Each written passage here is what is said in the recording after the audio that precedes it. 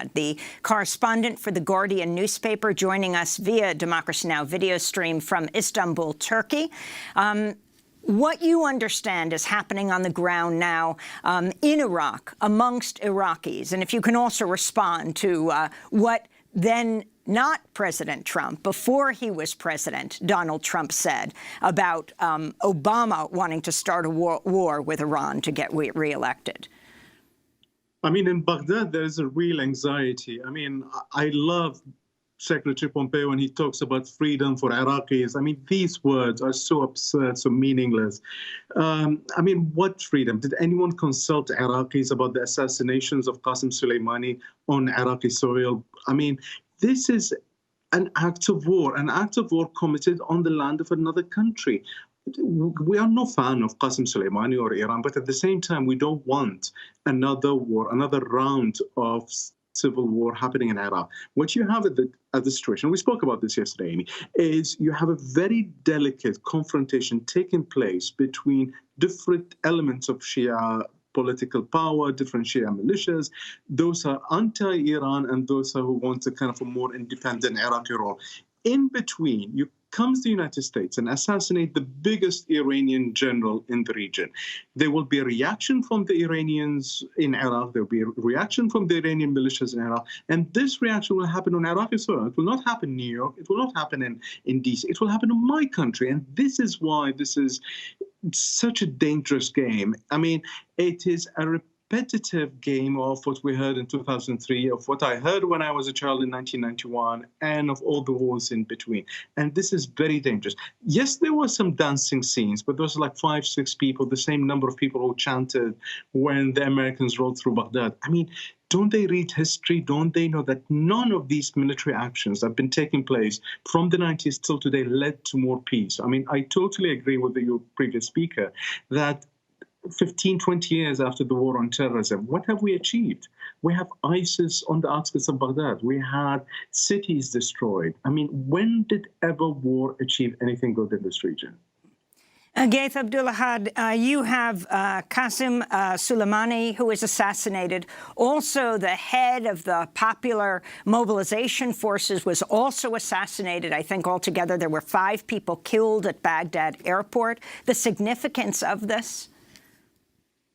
It's huge significance. And again, it has 2 layers of significance. One, in terms of the confrontation between the United States and Iran. On the other layer, it will be a confrontation between pro-Iranian elements within the militias, within PMUs, the Popular Mobilization Units, the Hashid, so they're called, and more Iraqi moderate elements in the. I mean, we've heard Ayatollah Sistani come today in the sermon and condemned the attack, but called for caution, called for preserving Iraq from the internal conflict.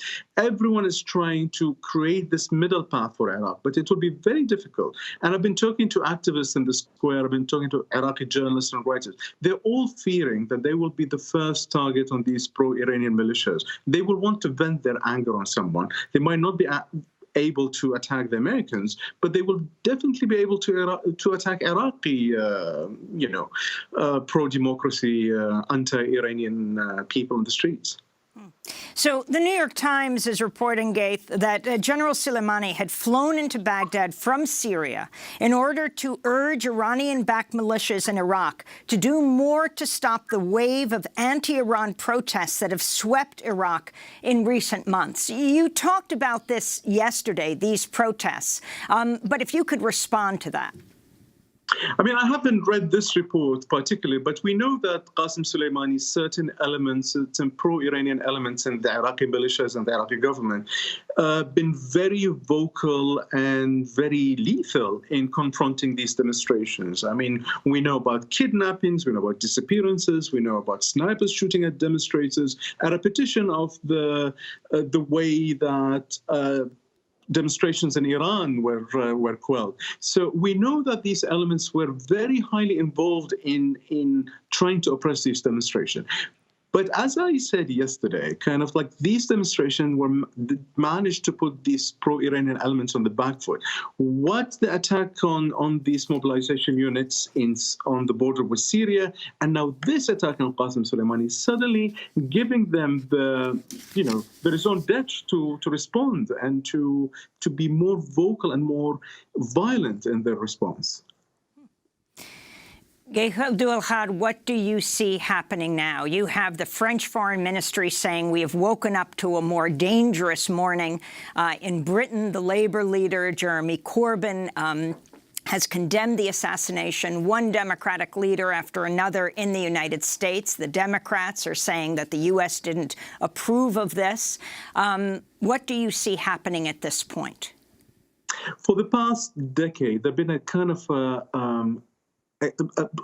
a way both the Iranians and the Americans were confronting each other, but there was a rules for the game in which each tried to avoid an open confrontation and open war. I think these rules have just collapsed today. I do not see how another round of violence not going to grip the Middle East. I don't see how Iraq will prosper in peace. I don't see Iranians being saved from the next round of violence. And this is very maddening and very dangerous. It's not dangerous. Dangerous is an underestimation. This is criminal. I mean, I have been reporting on the last 16 years of war in Iraq.